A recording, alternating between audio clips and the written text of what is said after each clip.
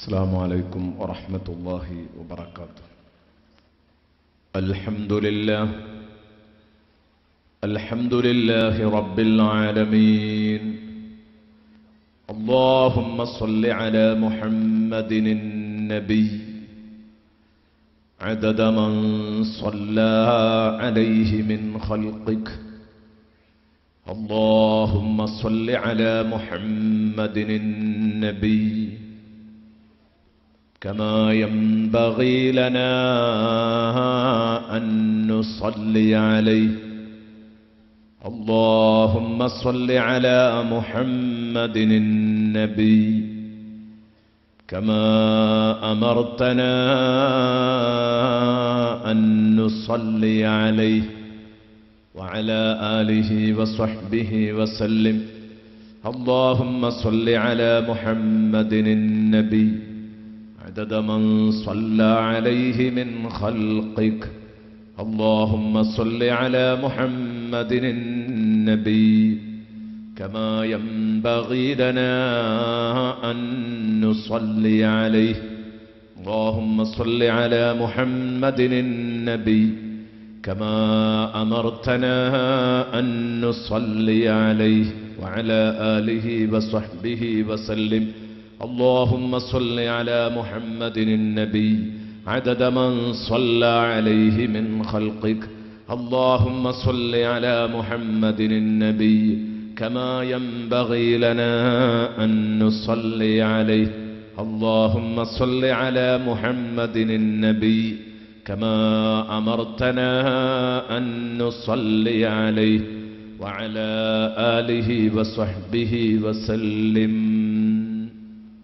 أما بعد، أعوذ بالله من الشيطان الرجيم.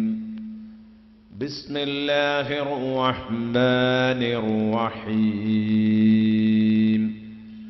إلا المصلين الذين هم على صلاتهم دائمون. صدق الله مولانا العظيم وصدق وبلغ رسوله النبي الكريم، ونحن على ذلك من الشاهدين الشاكرين، والحمد لله رب العالمين.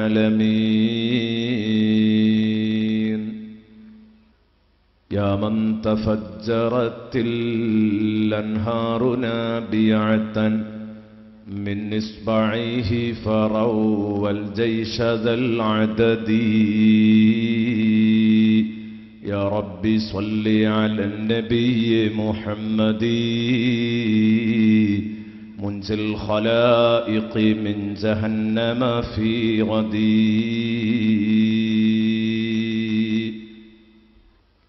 إن بين العبد والكفر ترك الصلاة. صدق محمد رسول الله صلى الله عليه وسلم. സർവാദരണീയരായ ഉസ്താദുമാരെ,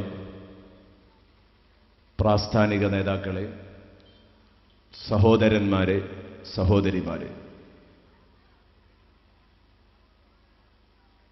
അല്ലാഹുവിൻ്റെ മഹത്തായ അനുഗ്രഹത്താൽ സൂറത്തുൽ മആരിജ് അതിൻ്റെ ആയത്തുകളിലൂടെയാണ് നമ്മുടെ ചർച്ച പുരോഗമിച്ചുകൊണ്ടിരിക്കുന്നത്. ഇന്നലെ നാം പറഞ്ഞുവച്ച പൊതു സ്വഭാവത്തിൽ നിന്ന്, അഥവാ അല്ലാഹു റബ്ബുൽ ഇസ്സത്ത് സന്തോഷങ്ങൾക്ക് അവസരം നൽകുമ്പോൾ അതിൽ മതിമറന്ന് ആഹ്ലാദിക്കുകയും അതേസമയം വല്ല പ്രയാസങ്ങളും ആപത്തും മനുഷ്യന് നൽകുന്ന സമയത്ത് അതിൽ അക്ഷമ കാണിക്കുകയും ചെയ്യുന്ന മനുഷ്യൻ, ആ മനുഷ്യനെ കുറിച്ചാണ് ഇന്നലെ നാം ഇവിടെ ചർച്ച ചെയ്തത്.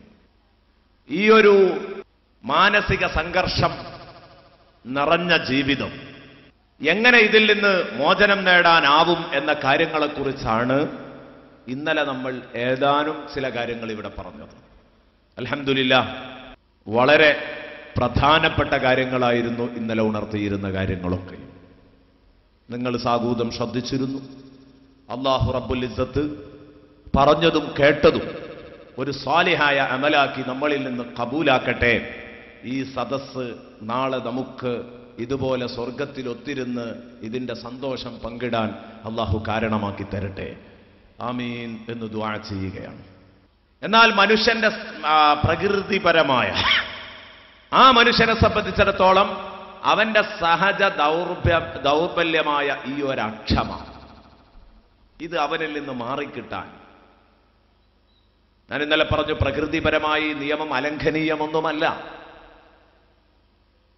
മാറണമെന്ന് കരുതിയാൽ, മാറ്റണമെന്ന് കരുതിയാൽ മാറ്റാവുന്നതേ ഉള്ളൂ. അത് മാറ്റിയെടുക്കാൻ ആർക്കാണ് സാധിക്കുക? ഖുർആൻ പറയുന്നു, ഇല്ലൽ മുസല്ലീൻ الذين هم على صلاتهم دائمون والذين في أموالهم حق معلوم للسائل والمحروم والذين يصدقون بيوم الدين.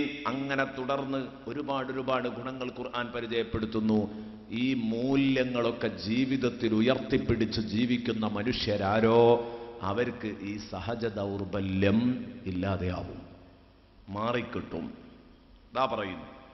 അതിൽ നമ്മളിപ്പോ ഇതില് ആദ്യത്തെ 2 ആയത്തുകളാണ് നോക്കിക്കാണുന്നത്. ഇല്ലൽ മുസല്ലീൻ, നിസ്കരിക്കുന്നവരൊഴികെ.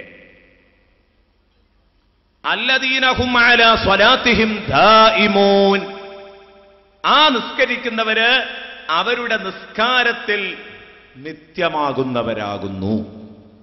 الذين هم على صلاتهم دائمون. കേവലം നിസ്കാരക്കാരായാൽ പോരാ, മറിച്ച് സ്ഥിരമായി നിസ്കരിക്കുന്നവരാണ്. الذين هم على صلاتهم دائمون. സ്ഥിരമായി നിസ്കരിക്കുന്ന മനുഷ്യന്മാർക്ക് അവർക്ക് രക്ഷപ്പെടാനാകും. അല്ലാഹുവിന്റെ കോടതിയിൽ നാളെ അവർക്ക് വിജയം പ്രതീക്ഷിക്കാം. ദുനിയാവിലെ ജീവിതത്തിലും ഒരു സന്തുഷ്ട ജീവിതം അവർക്ക് അല്ലാഹു നൽകുക തന്നെ ചെയ്യും. ഇന്നലെ നമ്മൾ കേട്ടല്ലോ, സ്വാലിഹായ കർമ്മങ്ങൾ ചെയ്യുന്നവർക്ക് ആ സന്തുഷ്ട ജീവിതം നൽകുക. ഫല നുഹയ്യന്നഹു ഹയാത്തൻ ത്വയ്യിബ, അവർക്കാണ് സന്തുഷ്ട ജീവിതം. അവരുടെ ജീവിതം അവർക്ക് ആസ്വദിക്കാൻ പറ്റും. അതെങ്ങനെ എന്ന് ഇന്നലെ വിശദീകരിച്ചു കഴിഞ്ഞു. അതിൽ 1-ാം നമ്പറാണ് നിസ്കാരം. ഈ നിസ്കാരം ഒരു വിശ്വാസിയെ സംബന്ധിച്ചിടത്തോളം അവന്റെ പ്രഥമാടയാളമാണ് നിസ്കാരം. വിശ്വാസിയാണോ എന്ന് തിരിച്ചറിയാനുള്ള 1-ാമത്തെ ലക്ഷണമാണ് നിസ്കാരം. സയ്യിദുനാ റസൂലുള്ളാഹി സ്വല്ലല്ലാഹു അലൈഹി വസല്ലമ തങ്ങൾ പറയുന്നു, ഇന്ന ബൈനൽ അബ്ദി വൽ കുഫ്രി തർക്കസ്സലാഹ്.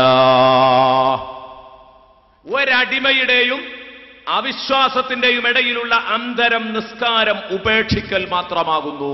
സയ്യിദുനാ റസൂലുള്ളാഹി എന്ന് പറഞ്ഞാൽ ഒരാൾ മാപ്പിളയാണോ അല്ലേ തിരിച്ചറിയാനുള്ള പ്രഥമാടയാളമാണ് നിസ്കാരം ഉണ്ടോ അല്ലേ നോക്കിയാൽ മതി. വളരെ നന്നായിട്ടാണ് റസൂലുള്ളാഹി സ്വല്ലല്ലാഹു അലൈഹി വസല്ലം നിസ്കാരത്തിന്റെ ഗൗരവം നമ്മളെ പഠിപ്പിച്ചത്. സത്യത്തിൽ നിസ്കരിക്കാത്ത ഒരാളെ അവിശ്വാസി എന്ന് വിളിക്കാൻ പറ്റില്ല, കുഫ്ർ ആരോപിക്കാൻ പറ്റില്ല. പക്ഷെ പ്രത്യക്ഷത്തിൽ ഒരാള് മാപ്പിളയാണോ അല്ലേ എന്ന് വിലയിരുത്തുന്ന വളരെ പ്രധാനപ്പെട്ട ഒരു അടയാളമാണ്, 1-ാമത്തെ അടയാളമാണ് നിസ്കാരം. അതുകൊണ്ടാണല്ലോ ആ മുനാഫിക്കുകൾ എത്ര പ്രയാസപ്പെട്ടിട്ടും ആ മുനാഫിക്കുകൾ എത്ര കഷ്ടപ്പെട്ടിട്ടുമായിരുന്നു നിസ്കാരം നിലനിർത്താൻ ശ്രമിച്ചിരുന്നത്. സുബഹിക്കടക്കം ജമാഅത്തിനെത്തുമായിരുന്നു പള്ളിയിൽ. എന്തിനാ മുനാഫിക്കുകൾ സുബഹിക്കടക്കം ജമാഅത്തിന് പള്ളിയിലെത്തിയിരുന്നത്? എന്തിനാണത്? ആ ആയത്ത് വിശദീകരിക്കുന്നിടത്ത് പറയാം. അവർ പറയുന്നുണ്ട്, അവർ നിസ്കാരത്തിലേക്ക് വരുന്ന സമയത്ത് അവർ വന്നു നിൽക്കുന്നത് കാമു കുസാല. അവർ നിസ്കാരത്തിന് വന്നു നിൽക്കുന്നത്, പള്ളിയിൽ മുത്തുനബിയുടെ കൂടെ ജമാഅത്തിന് വന്നു നിൽക്കുന്നത് കാമു കുസാല, അലസതയോടുകൂടെയാണ് വന്നു നിൽക്കുന്നത്, അലസന്മാരായിട്ടാണ് വന്നു നിൽക്കുന്നത്. അറവുശാലയിലേക്ക്, കശാപ്പുശാലയിലേക്ക് കൊണ്ടുപോകുന്ന മൃഗങ്ങളെപ്പോലെ വലിച്ച് പിടിച്ചു കൊണ്ടുപോകും പോലെയാണ്. അവർ സ്വയം വരുന്നതാണെങ്കിലും ഖുർആൻ പറയുന്നു അവരങ്ങേയറ്റത്തെ മനസ്സ് മടുത്തുകൊണ്ടാണ് നിസ്കാരത്തിന് വരുന്നത്. അങ്ങേയറ്റം മനസ്സ് മടുത്തിട്ടാണ് വരുന്നത്. ഒരു താല്പര്യം ഉണ്ടായിട്ടല്ല വരുന്നത്. പിന്നെ എന്തിനാ അവർ വരുന്നു? ബഹുമാനപ്പെട്ട പണ്ഡിതന്മാർ എഴുതുന്നു ലിയുഅദ്ദു ഫീ ഇദാദിൽ മുഅ്മിനീൻ. അതിനുവേണ്ടി മാത്രമാണ് അവർ നിസ്കരിക്കുന്നത്. മുസ്ലിമീങ്ങളുടെ പട്ടികയിൽ ഒന്ന് എണ്ണിക്കിട്ടാൻ, മുസ്ലിമീങ്ങളുടെ പട്ടികയിൽ ഒന്ന് എണ്ണിക്കിട്ടണമെങ്കിൽ ഇതേ നിർവാഹമുള്ളൂ. നിസ്കാരമില്ലാഞ്ഞാല് മുസ്ലിമീങ്ങളുടെ പട്ടികയിൽ പ്രത്യക്ഷത്തിൽ എണ്ണില്ല. അതുകൊണ്ടാണ് ഇന്ന ബൈനൽ അബ്ദി വൽ കുഫ്രി തർക്കസ്സലാഹ്. ഹബീബ് മുഹമ്മദുർ റസൂലുള്ളാഹി സ്വല്ലല്ലാഹു അലൈഹി വസല്ലമ തങ്ങൾ പറഞ്ഞ ആ വാക്ക് നാം ഉൾക്കൊള്ളുക തന്നെ വേണം. ബഹുമാനപ്പെട്ട ഖതാദ റളിയല്ലാഹു അൻഹു പറഞ്ഞു, ഉമ്മത്ത് മുഹമ്മദിയക്ക് അള്ളാഹു നൽകിയ നിസ്കാരം എല്ലാ ഉമ്മത്തും മുൻ ഉമ്മത്തുകളൊക്കെ നിസ്കരിച്ചിരുന്നു. മറ്റുള്ളവർക്കൊക്കെ നിസ്കാരങ്ങളുണ്ടായിരുന്നു. നിസ്കാരം എന്ന ആരാധന മറ്റുള്ളവർക്കും ഉണ്ടായിരുന്നു. നോമ്പ് മറ്റുള്ളവർക്കും ഉണ്ടായിരുന്നു. എല്ലാം ശരിയാണ്. പക്ഷേ ഉമ്മത്ത് മുഹമ്മദിയക്ക് നൽകിയ ഈ പ്രത്യേക രൂപത്തിലുള്ള 5 നേരത്തെ നിസ്കാരം, സുജൂദും റുകൂഉം ഇഴ്തിദാലുമൊക്കെയായി ഇരുത്തവുമൊക്കെയായുള്ള നിസ്കാരം, ഈ നിസ്കാരം വല്ലാത്തൊരു നിസ്കാരമാണ്. ഈ നിസ്കാരത്തിൽ ശരീരത്തിന് വേണ്ട മുഴുവൻ ഗുണങ്ങളും നിസ്കാരത്തിലുണ്ട്. ഒരു മനുഷ്യന്റെ മനസ്സിനെ ശക്തിപ്പെടുത്താൻ ആവശ്യമായ സകല കാര്യങ്ങളും നിസ്കാരത്തിനകത്തുണ്ട്. ഖതാദ റളിയല്ലാഹു അൻഹു പറയുന്നു, ദാനിയേൽ അലൈഹിസ്സലാം ഉമ്മത്ത് മുഹമ്മദിയയെ വിശേഷിപ്പിച്ചപ്പോൾ അവിടുന്ന് പറഞ്ഞത് കാണാം, യുസല്ലൂന സ്വലാത്ത. ഉമ്മത്ത് മുഹമ്മദിയയുടെ പ്രത്യേകത, അവസാനം ആഖിറു സമാനിൽ ഒരു നബിതങ്ങൾ വരാനുണ്ട്, മുഹമ്മദുർ റസൂലുള്ളാഹി. എന്നിട്ട് പറഞ്ഞു ആ ഉമ്മത്തിന്റെ പ്രത്യേകത എന്താണെന്നറിയോ? യുസല്ലൂന സ്വലാത്തൻ. അവർക്കൊരു നിസ്കാരമുണ്ട്. അവരുടെ നിസ്കാരത്തിന്റെ സ്വഭാവം എന്താ? ലൗ സല്ലഹാ ഖൗമു നൂഹിൻ മാ ഗരിഖൂ. നൂഹ് നബിയുടെ ജനത ഉമ്മത്ത് മുഹമ്മദിയുടെ നിസ്കാരം നിസ്കരിച്ചിരുന്നെങ്കിൽ അവർ ഒരിക്കലും പ്രളയത്തിൽ മുങ്ങിപ്പോകില്ലായിരുന്നു. ഔ ഖൗമു ആദ്, അല്ല ഹൂദ് നബിയുടെ ജനതയായ ആദ് സമൂഹം ഉമ്മത്ത് മുഹമ്മദിയുടെ നിസ്കാരം നിർവഹിച്ചിരുന്നെങ്കിൽ മാ ഉർസിലത്ത് അലൈഹിമുർ റീഹുൽ അഖീം, ആ കൊടുങ്കാറ്റ് അവരുടെ മേൽ അല്ലാഹു പറഞ്ഞയക്കുകയില്ലായിരുന്നു. കാറ്റടിപ്പിച്ചിട്ട് വീഴ്ത്തിക്കളഞ്ഞതാണ് ആദ് സമൂഹത്തെ. അത് വരൂലായിരുന്നു. അതുപോലെ തന്നെ വീണ്ടും പറയുന്നു, ഔ സമൂദ്, സമൂദ് ഗോത്രം ആ നിസ്കാരം നിർവഹിച്ചിരുന്നെങ്കിൽ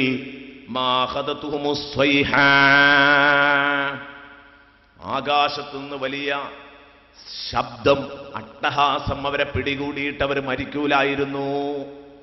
വലിയ ശബ്ദം, ഉദ്ഘോഷങ്ങൾ മുകൾ ഭാഗത്തു നിന്ന് വന്നിട്ട് അതാ സൗണ്ട് പൊട്ടിയിട്ട് ആ രാജ്യം മുഴുവനും തകരുകയായിരുന്നു. സ്വാലിഹ് നബി അലൈഹി സ്വലാമിന്റെ ജനത.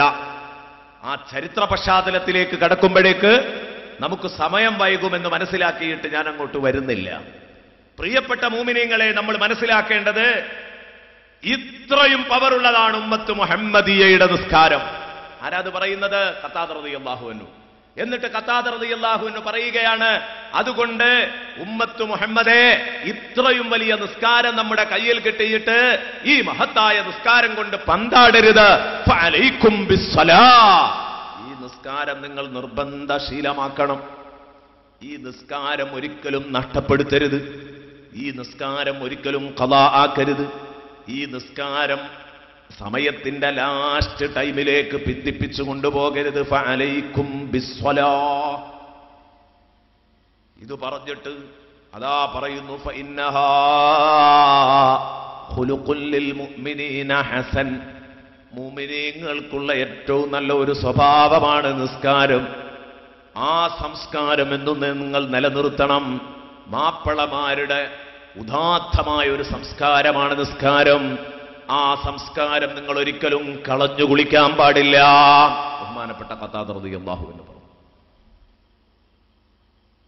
സത്യത്തിൽ ഉമ്മത്ത് മുഹമ്മദിയക്ക് ശേഷം വരാൻ പോകുന്ന ഉമ്മത്ത് മുഹമ്മദിന് ഇങ്ങനെ ഒരു നിസ്കാരം വരാനുണ്ട് എന്ന് അന്ന് ദാനിയാൽ അലൈഹിസ്സലാം പ്രഖ്യാപിച്ചുവെങ്കിൽ ആ നിസ്കാരം എപ്പോഴും കൃത്യമായ രൂപത്തിൽ നിർവഹിക്കുന്ന കുറച്ചാളുകളെങ്കിലും ബാക്കിയുള്ളത് കൊണ്ടായിരിക്കാം അള്ളാഹുവിന്റെ റസൂൽ സല്ലല്ലാഹു അലൈഹി വസല്ലമ തങ്ങളുടെ പ്രാർത്ഥനയുടെ പിൻബലത്തില് നമ്മൾ ഉമ്മത്ത് മുഹമ്മദിയ നാമാവശേഷമാകാതെ ഇവിടെ നിലനിൽക്കുന്നത്. അല്ലെങ്കിൽ എപ്പോഴോ തകരണം അല്ലേ?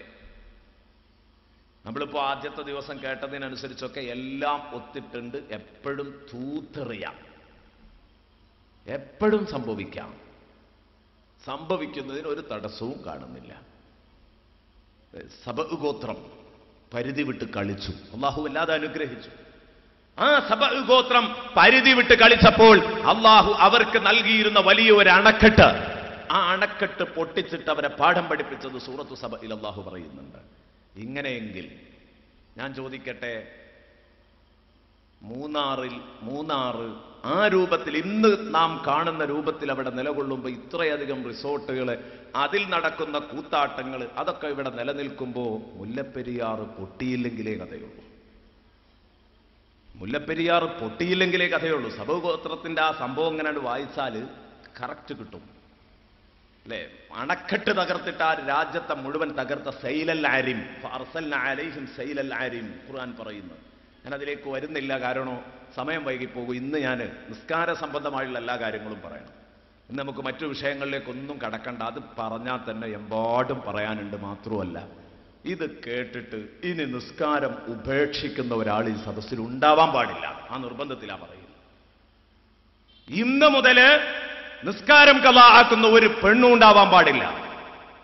നിസ്കാരം ഉപേക്ഷിക്കുന്ന പുരുഷന്മാരുണ്ടാകരുത്, നിസ്കാരം ഖളാ ആക്കുന്ന പെണ്ണുങ്ങൾ ഉണ്ടാകരുത്. ഈ ഉമ്മത്തിന്റെ ശാപമാണിത്. നിസ്കാരത്തിന്റെ കാര്യവും അവഗണിച്ച് കളയാന്ന് പറഞ്ഞാൽ, അപ്പൊ സത്യത്തില് ഇപ്പോഴും ഈ ലോകം ഇങ്ങനെ നിലനിൽക്കുന്നു എന്ന് പറഞ്ഞാൽ ഇതുകൊണ്ട് നിലനിൽക്കുകയായിരിക്കും. അങ്ങനെ ഈ അണക്കെട്ട് പൊട്ടിച്ച രാജ്യത്തെ തകർത്തു. ശേഷം അവരുടെ സമൃദ്ധി മുഴുവനും അള്ളാഹു തകർത്തു.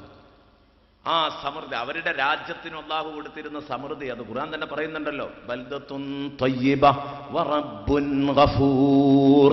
എന്താണ് ആ വാക്ക്? ഖുർആൻ ഇങ്ങനെ ഓതുമ്പോ നമ്മൾ ഒന്ന് അവിടെ നിന്നു. അത്രയും ആകർഷകമായ ഒരു പ്രയോഗമാണ് ഖുർആൻ നടത്തിയത്. ബൽദത്തുൻ ത്വയ്യിബ, നല്ല ഒരു നാട്.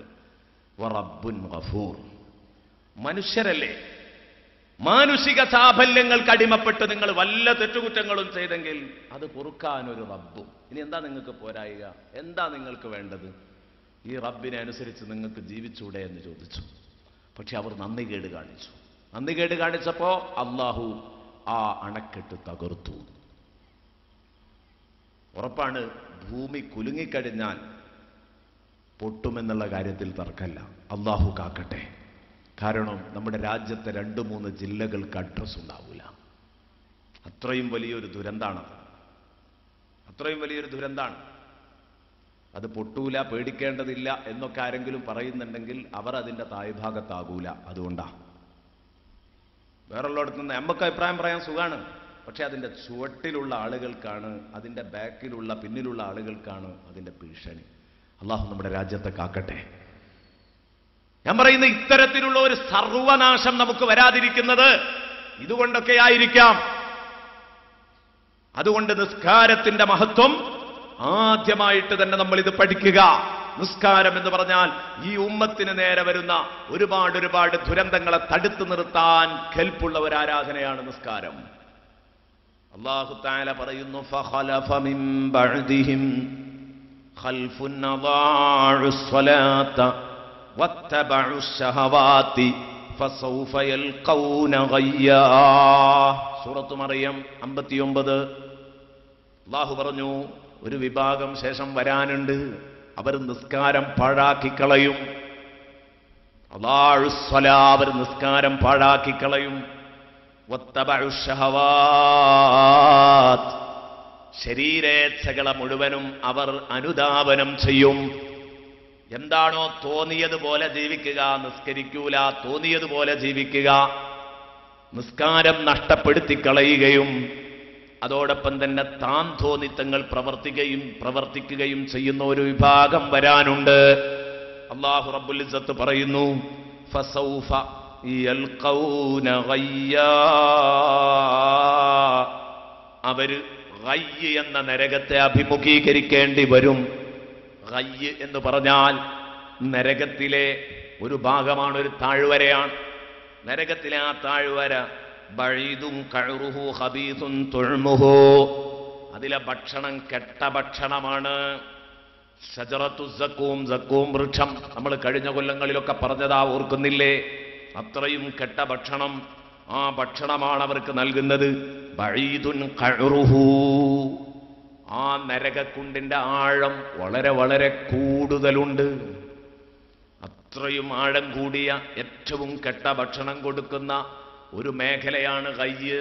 ആ ഗയ്യ് എന്ന നരകത്തിൽ പോയിട്ടാണ് നിസ്കാരത്തിന്റെ കാര്യത്തിൽ അശ്രദ്ധരായവർ ജീവിക്കേണ്ടത്.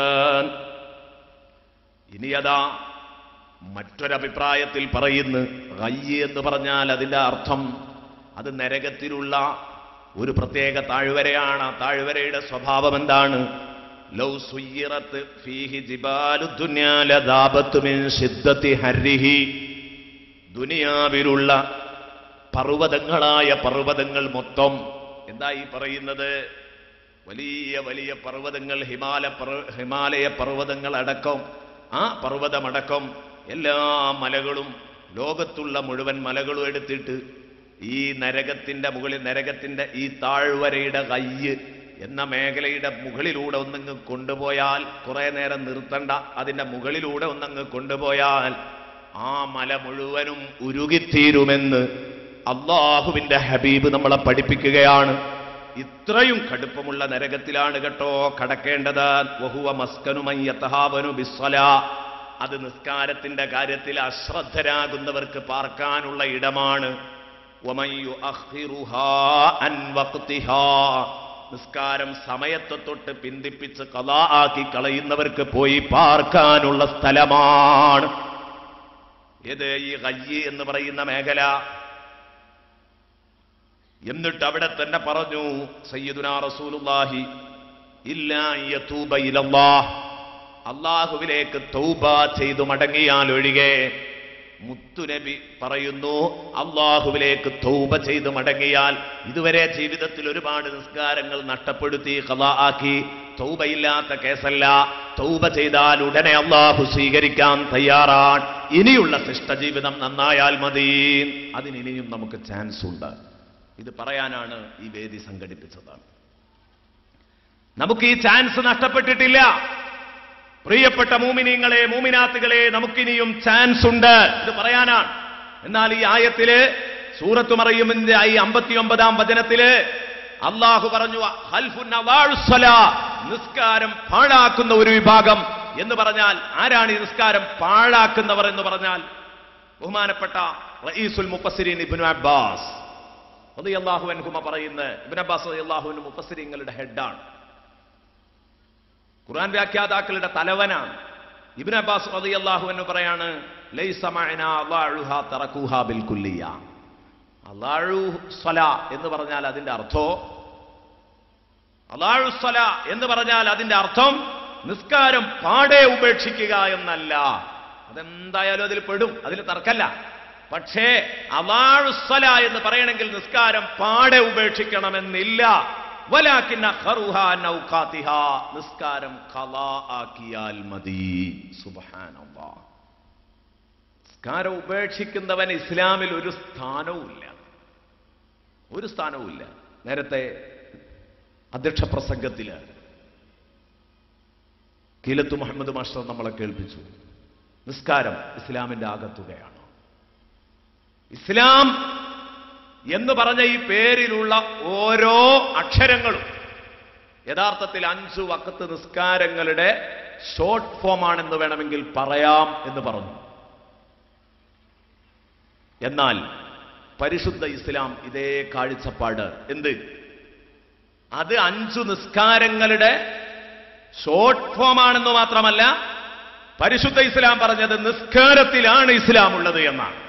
ബുനിയൽ ഇസ്ലാം അലാ ഖംസ്, ഇസ്ലാം എന്ന ബിൽഡിംഗ് നിലനിൽക്കുന്നത് 5 കാര്യങ്ങളിലാണ് എന്ന് സാധാരണ പറയാറുണ്ടല്ലോ. അതില് സാധാരണ നമ്മൾ ഇസ്ലാം കാര്യം 5 എണ്ണം പറയാറുള്ളത് എന്തൊക്കെയാ? ഒന്ന് ഷഹാദത്ത് കലിമ. ഷഹാദത്ത് കലിമയാണ് ഒന്ന്. രണ്ടാമത്തേത് നിസ്കാരം, 3 സക്കാത്ത്, 4 നോമ്പ്, 5 ഹജ്ജ്. എന്നാൽ ഈ 5ഉം നിസ്കാരത്തിൽ അന്തർലീനമാണ്. പണ്ഡിതന്മാർ നോക്കിക്കാണുന്നു. അതുകൊണ്ടാണ് നിസ്കാരമില്ലാത്തവൻ ഇസ്ലാമില്ല എന്ന് പറയാൻ കാരണം. ഇസ്ലാം മൊത്തത്തിൽ അതിൽ കുടിയിരിക്കുന്നു എന്ന് പറഞ്ഞാൽ എത്ര ശരിയാണ്. അഷ്ഹദു അല്ലാ ഇലാഹ ഇല്ലല്ലാഹ് വഅഷ്ഹദു അന്ന മുഹമ്മദർ റസൂലുള്ളാഹ്. അത് നിസ്കാരത്തിൽ വരുന്നുണ്ടോ? നമുക്ക് സംശയമല്ലല്ലോ. അത് പറഞ്ഞെങ്കിലേ നിസ്കാരം ശരിയാവുള്ളൂ അല്ലേ? ആദ്യത്തെ തഹിയാത്ത്, അവസാനത്തെ തഹിയാത്ത് നിർബന്ധമാണല്ലോ. ആ തഹിയാത്തിൽ അഷ്ഹദു അല്ലാ ഇലാഹ ഇല്ലല്ലാഹ് വഅഷ്ഹദു അന്ന മുഹമ്മദർ റസൂലുള്ളാഹ് അതൊക്കെ നിർബന്ധമായ ഭാഗമാണ്. സ്വലാത്ത് വരെയുള്ള ഭാഗങ്ങൾ നിർബന്ധമായ ഭാഗമാണല്ലോ. അപ്പോ അഷ്ഹദു അല്ലാ ഇലാഹ ഇല്ലല്ലാഹ് അഷ്ഹദു അന്ന മുഹമ്മദർ റസൂലുള്ളാഹ് എന്നത് നിസ്കാരത്തിൽ അത്തഹിയാത്തിൽ വരുന്നുണ്ട്. നിസ്കാരത്തിന് ഒരുങ്ങുമ്പോൾ ബാങ്കു ഇഖാമത്തും കൊടുക്കുമ്പോൾ വരുന്നുണ്ട്. ചുരുക്കത്തിൽ 2 ഷഹാദത്ത് കലിമ നിസ്കാരത്തിനകത്തു തന്നെ വരുന്നുണ്ട്. ബാങ്കു ഇഖാമത്തും പോകട്ടെ, നിസ്കാരത്തിനകത്ത് തന്നെ ഒന്നാമത്തെ തഹിയാത്തിൽ നാം പറയുന്നുണ്ട്, രണ്ടാമത്തെ തഹിയാത്തിൽ നാം പറയുന്നുണ്ട്. അവിടെയൊക്കെ ഇത് ആവർത്തിച്ചു വരുന്നു. പിന്നെയോ രണ്ടാമത്തേത് നിസ്കാരം എന്നതാണ്. പറയേണ്ടതില്ലല്ലോ, വിഷയം തന്നെ നിസ്കാരമാണ്. അപ്പൊ നിസ്കാരം ഉണ്ടോ എന്ന് ചോദിക്കേണ്ടതില്ല, വിഷയം തന്നെ നിസ്കാരമാണ്. മൂന്നാമത്തേത് സക്കാത്ത് എന്ന ഭാഗമാണ്. സക്കാത്ത് എന്ന ഭാഗമാണ്. എന്താണ് ഈ സക്കാത്ത് എന്ന് പറഞ്ഞാൽ അതിന്റെ അർത്ഥം? അതിന് സാങ്കേതികമായ അർത്ഥത്തിനപ്പുറം ഭാഷാപരമായ ഒരു അർത്ഥമുണ്ട്. ആ ഭാഷാപരമായ അർത്ഥം എന്താണ്? ശുദ്ധീകരണം എന്നാണ് സക്കാത്ത് എന്ന വാക്കിന്റെ അർത്ഥം. ശുദ്ധീകരണം എന്ന് പറഞ്ഞാൽ നമ്മുടെ സമ്പത്തിൽ കുമിഞ്ഞുകൂടിയ അഴുക്കുകളെ ശുദ്ധീകരിക്കലാണ് പാവപ്പെട്ടവന്റെ അവകാശം കൊടുത്തിട്ട് നടത്തേണ്ടത്. നാളെ പറയും. ദാനം ഔദാര്യമല്ല, പാവപ്പെട്ടവന്റെ അവകാശമാണ്. നമ്മളൊക്കെ പലപ്പോഴും നമ്മുടെ ഔദാര്യാണോ തോന്നിപ്പോകും ചിലർ കാശ് കൊടുക്കുന്നത് കണ്ട. ദാനം ചെയ്യുന്നവർ തന്നെ ഇതെന്റെ ഔദാര്യ എന്നുള്ള മട്ടിൽ അത് കൊടുക്കുന്നത് അല്ല, പാവപ്പെട്ടവന്റെ അവകാശമാണ്. ആ നിലക്ക് തന്നെ കൊടുത്തോളണം ദാനം, ആ നിലക്ക് തന്നെ ചെയ്യണം. നേരത്തെ ഇവിടെ പറഞ്ഞു സഹായിയെ സഹായിക്കണമെന്ന് പറഞ്ഞു. നമുക്ക് ഏറ്റവും നല്ല ഒരു ചാൻസാണ് എന്റെ പ്രിയപ്പെട്ട മുഅ്മിനീങ്ങളെ, നമ്മൾ നൽകുന്ന ചില്ലറ സഹായങ്ങൾ ഒരുപാട് ആളുകൾക്ക്, വളരെ കഷ്ടപ്പെടുന്ന പ്രയാസപ്പെടുന്ന ആളുകൾക്ക് അവരുടെ കണ്ണീരൊപ്പാൻ അതെത്തിയെങ്കിൽ തീർച്ചയായിട്ടും ഈ മജ്ലിസ് വിജയിക്കും. ഈ മജ്ലിസ് എല്ലാ അർത്ഥത്തിലും ലക്ഷ്യം നേടിയതായി മാറും. നിങ്ങൾ സഹായിക്കണമെന്ന കൂട്ടത്തിൽ ഞാൻ പറയുകയാണ്. നാളെ കൂടുതൽ അത് സംബന്ധമായുള്ള വിഷയം തന്നെയാണല്ലോ ചർച്ച ചെയ്യുന്നത്. അപ്പോ നമ്മുടെ സമ്പത്തിനെ ശുദ്ധീകരിക്കാനാണ് സക്കാത്ത് കൊടുക്കുന്നത് എന്നതുപോലെ നിസ്കാരം ഒരു സക്കാത്താണ്. നിസ്കാരം ഒരു സക്കാത്താണ്. ആ നിസ്കരിക്കുന്നതോടുകൂടെ നമ്മുടെ പാപങ്ങൾ മുഴുവനും വൃത്തിയാകുന്നു. സയ്യിദുനാ റസൂലുള്ളാഹി സ്വല്ലല്ലാഹു അലൈഹി വസല്ലമ തങ്ങൾ അതാ ഒരു ദിവസം ഉദാഹരണ സഹിതം പറഞ്ഞു, 5 നേരം നിങ്ങളുടെ വീട്ടുപടിക്കലൂടെ കുത്തിയൊഴുകുന്ന ഒരു നദി പോകുന്നുണ്ടെന്ന് സങ്കല്പിക്കുക. അതിൽ 5 നേരം ഇറങ്ങി നന്നായി കുളിക്കുന്നവൻ, അവന്റെ ശരീരത്തിൽ പിന്നെ വല്ല അഴുക്കുമുണ്ടാകുമോ സഹാബ? സ്വഹാബത്ത് പറഞ്ഞു, ഇല്ല തങ്ങളെ, ഇല്ല. ദിവസവും 1 വട്ടം കുളിച്ചാൽ തന്നെ ശുദ്ധിയായി. 2 വട്ടം രാവിലെയും വൈകുന്നേരവും കുളിച്ചാൽ അയാൾ വളരെ ക്ലിയർ ആയിരിക്കും. 5 നേരം കുളിച്ചാൽ ഒരു ചെറിയ വാസന പോലും ഉണ്ടാവില്ല, ദുർനാറ്റങ്ങളൊന്നും ഉണ്ടാവില്ല, എല്ലാ അഴുക്കിൽ നിന്നും പരിശുദ്ധമായിരിക്കും. അള്ളാഹുവിന്റെ ഹബീബ് പറഞ്ഞു, ഇതേ പ്രകാരമാണ് 5 നേരം നിസ്കരിക്കുന്നവന് പിന്നീട് പാപങ്ങളുടെ അഴുക്കുകൾ ഉണ്ടാവൂല, പാപക്കറയിൽ നിന്നവൻ മോചിതനായിരിക്കും. മുഹമ്മദുർ റസൂലുള്ളാഹി. അപ്പൊ നിസ്കാരം ഒരു സക്കാത്താണ്. പാപം ശുദ്ധീകരിക്കാനുള്ള ഒരു മാർഗമാണ് നിസ്കാരം. അതുമായി ഇനി എന്താ ഉള്ളത്? നോമ്പ്, സൗമ. അറബിയിൽ പറയുമ്പോഴേ പെട്ടെന്ന് നമുക്ക് മനസ്സിലാക്കാൻ പറ്റുള്ളൂ. സൗമ എന്താ? ഈ സൗം എന്ന് പറഞ്ഞാൽ അതിന്റെ അർത്ഥം അൽ ഇംസാഖു അനി ത്വഅം അല്ലേ? ഭക്ഷണം തൽക്കാലം ബ്രേക്ക് ചെയ്യാൻ വേണ്ട നോക്കുക. ഇതിനല്ലേ നോമ്പ് എന്ന് പറയുന്നത്. അങ്ങനെ തന്നെ അർത്ഥം കൊടുത്തത് കാണാം. ഈ ഭാഗം നമ്മൾ വായിക്കുമ്പോ ഫിഖ്ഹിന്റെ കിതാബുകളിലൊക്കെ അസൗം എന്നതിന് അർത്ഥം കൊടുക്കുന്നത് തന്നെ അസൗമു അൽ ഇംസാഖു എന്നാണ്. ഭക്ഷണം ബ്രേക്ക് ചെയ്യുക, വേണ്ട നോക്കുക. അതുപോലെ തന്നെ മറ്റു ലൈംഗിക വിഷയങ്ങളിൽ നിന്ന്, താല്പര്യങ്ങളിൽ നിന്ന് മാറി നിൽക്കുക. ഇതിനൊക്കെയാണ് ഇംസാഖ്. കുറെ സംഗതികളെ തൊട്ട് നമ്മുടെ ഇച്ഛയെ നിയന്ത്രിച്ചു പിടിക്കുക. എത്ര ശരിയാണ്. പ്രഭാതം മുതൽ പ്രദോഷം വരെ ഭക്ഷണം വേണ്ട, അതുവരെ ലൈംഗിക ബന്ധങ്ങളായിക്കൂടാ. ഇതൊക്കെ കരുതുന്നതിന്, ഈ നിലക്കൊക്കെ ശരീരത്തെ ഇതിനെ തൊട്ടൊക്കെ തടഞ്ഞു നിർത്തുന്നതിനാണല്ലോ നോമ്പ് എന്ന് പറയുന്നത്. ഇതേ രൂപത്തിൽ തന്നെ നിസ്കാരം, ആ നിസ്കാരം ഒരു നോമ്പാണ്. എന്തേ കാരണം?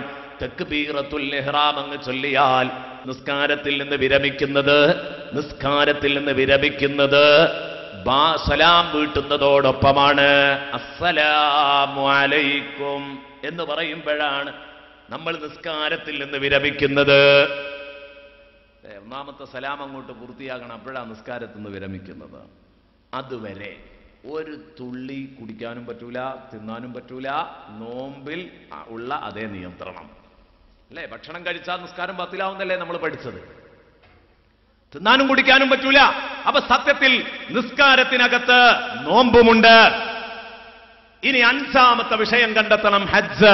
പണ്ഡിതന്മാർ പറഞ്ഞു അൽ ഹജ്ജ് എന്ന് പറഞ്ഞ ഈ ചാപ്റ്റർ ചർച്ചക്കെടുക്കുമ്പോൾ ആദ്യമായിട്ട് മഹാന്മാർ ഹജ്ജ് എന്നതിന്റെ അർത്ഥം വിശദീകരിക്കുന്നത്.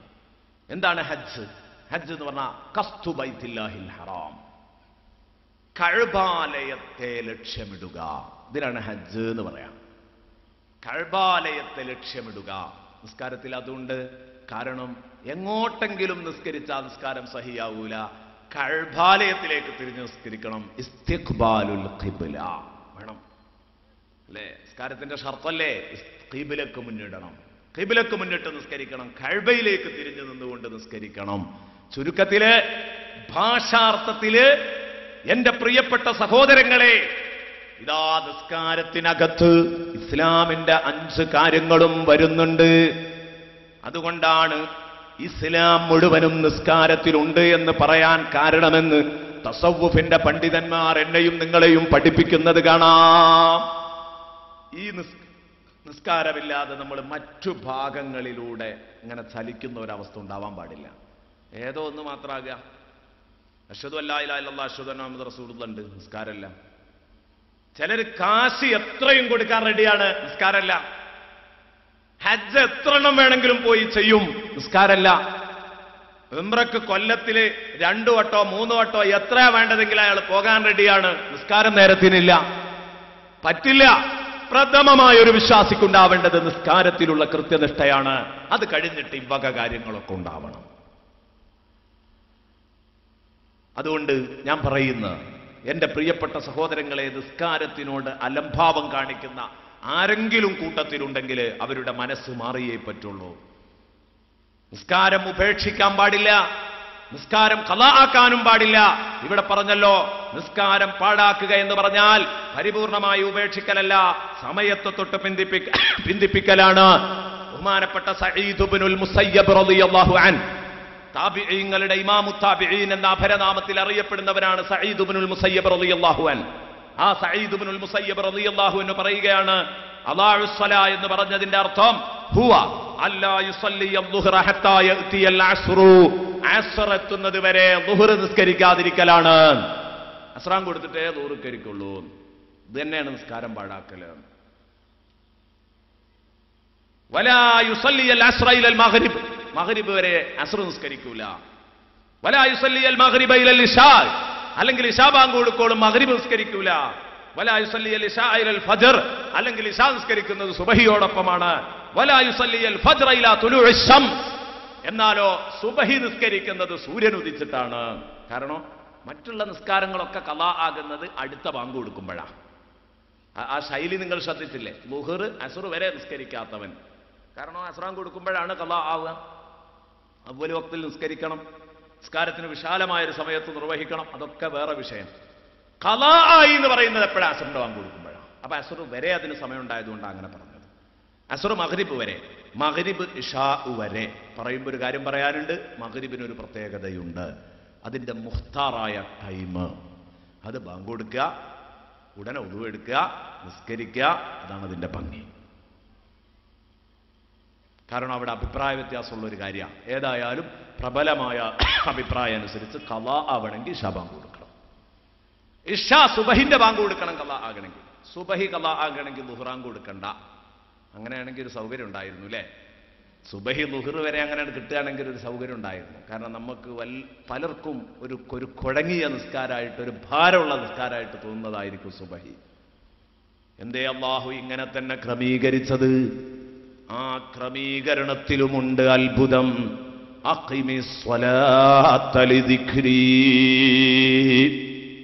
അല്ലാഹു പറഞ്ഞു, നിസ്കാരം നിലനിർത്തുന്നത് എന്നെ ഓർക്കാൻ വേണ്ടിയാണ്. എന്റെ ഓർമ്മയൊന്നും പച്ചയായി നിങ്ങളുടെ ഹൃദയത്തിൽ നിലനിർത്താനാണ് നിസ്കാരം. നിസ്കരിക്കുന്നത് എന്റെ ഓർമ്മയുടെ ആ പച്ചപ്പ് നിങ്ങളുടെ ഹൃദയത്തിൽ നിലനിർത്താനാണ്. എത്ര ശരിയാണ് ഈ പറഞ്ഞത്. ളുഹർ നിസ്കരിച്ചു, നേരം വെളുത്ത്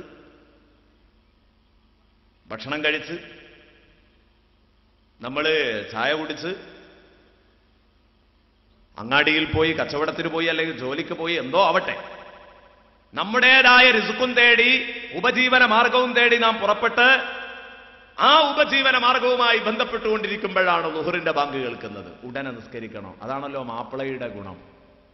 അങ്ങനെ വേണം. ഞാൻ പറയുന്നത്, ഈ പണിക്കാര് ളുഹർ ഖളാ ആക്കുന്നത് പലപ്പോഴും ശ്രദ്ധയിൽപ്പെട്ട ഒരു സംഗതിയാണ്. എന്നല്ല, തീരെ ആ വിഷയം ഗൗനിക്കുന്നേയല്ല എന്നുള്ളതാണ് നമ്മൾ കണ്ടുവരുന്നത്. അതാണ്, അങ്ങനെ ഗൗനിക്കുന്നേയല്ല, അതൊരു വിഷയമായിട്ട് കാണുന്നില്ല. പണിക്ക് പോയാൽ ളുഹർ ഖളാ ആക്കാന്നുള്ള ഒരു മാനസികാവസ്ഥ മാറിയേ പറ്റുള്ളൂ. പണിക്ക് പോയാൽ ളുഹർ ഖളാ ആക്കാൻ കാരണമായോ? ഇല്ല, പറ്റൂല. ളുഹർ ഖളാ ആക്കിയിട്ട് പണിക്ക് പോകരുത്. അതാണ്, അവിടെയാണ് നമുക്ക് ഓർമ്മ വരേണ്ടത്. ആരെപ്പറ്റിയാ നാം ഓർക്കേണ്ടത്? പ്രിയപ്പെട്ട സുഹൃത്തുക്കളെ, എൻ്റെ ചെറുപ്പത്തിലൊക്കെ പാടത്ത് ഉഴുതുമറിക്കുന്ന ആ ഉപ്പ,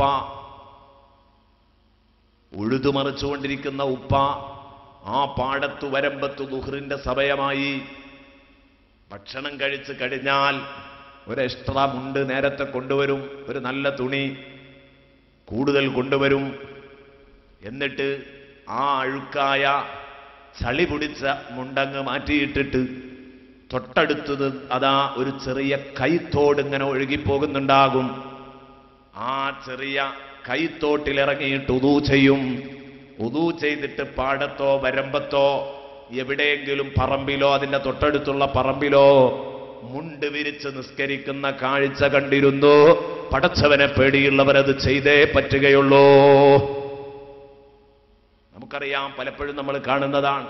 എനിക്കറിയാം, വലിയൊരു ടീം, വാർപ്പിന്റെ പണിയെടുക്കുന്ന വലിയൊരു ടീം, സെൻട്രിങ്ങിന്റെ ജോലിയാണ്.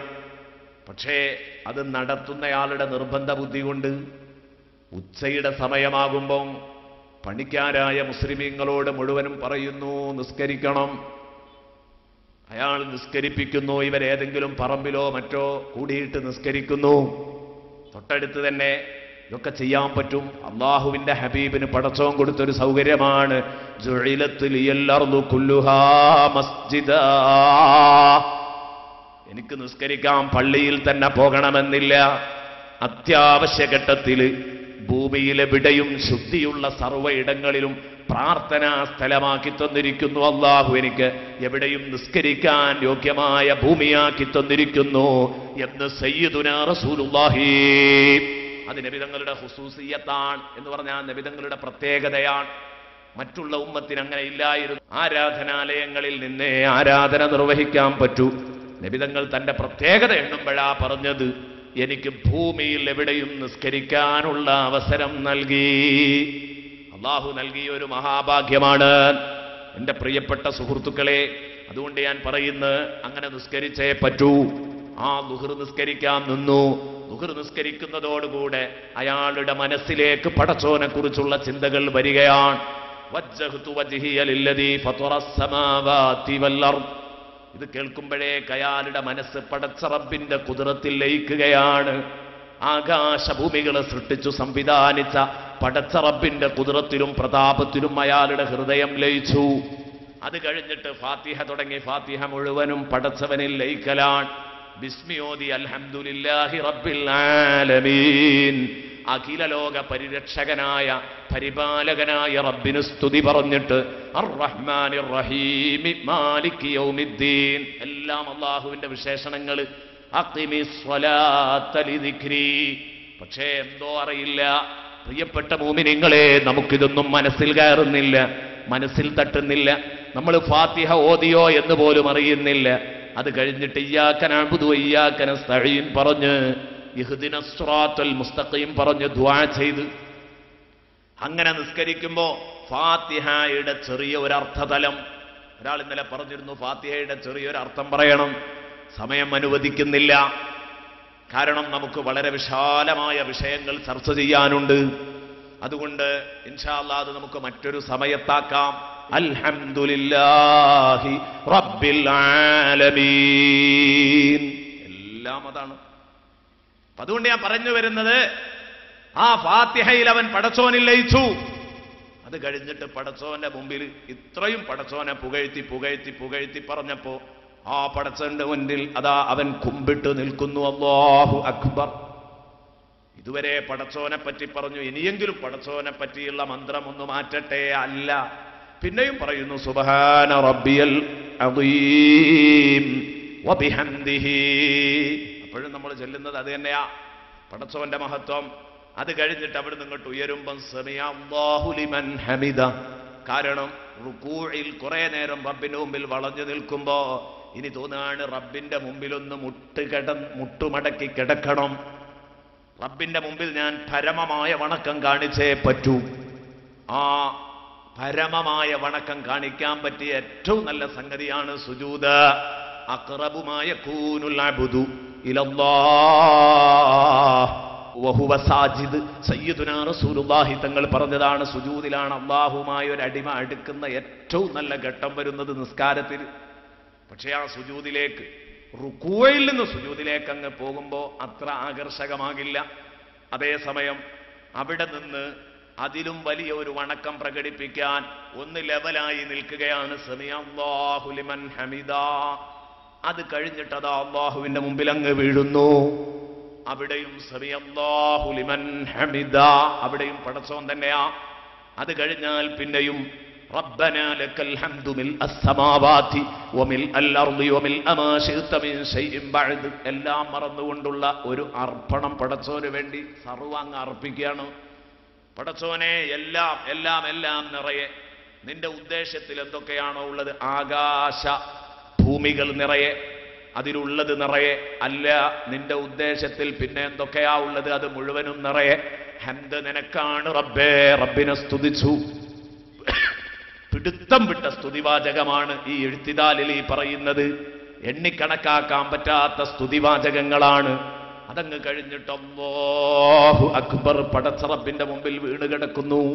മുട്ടുമടക്കി നെറ്റിത്തടം വെച്ച് കൈകൾ വെച്ച് എല്ലാം എത്ര ഭംഗിയിലാണ്.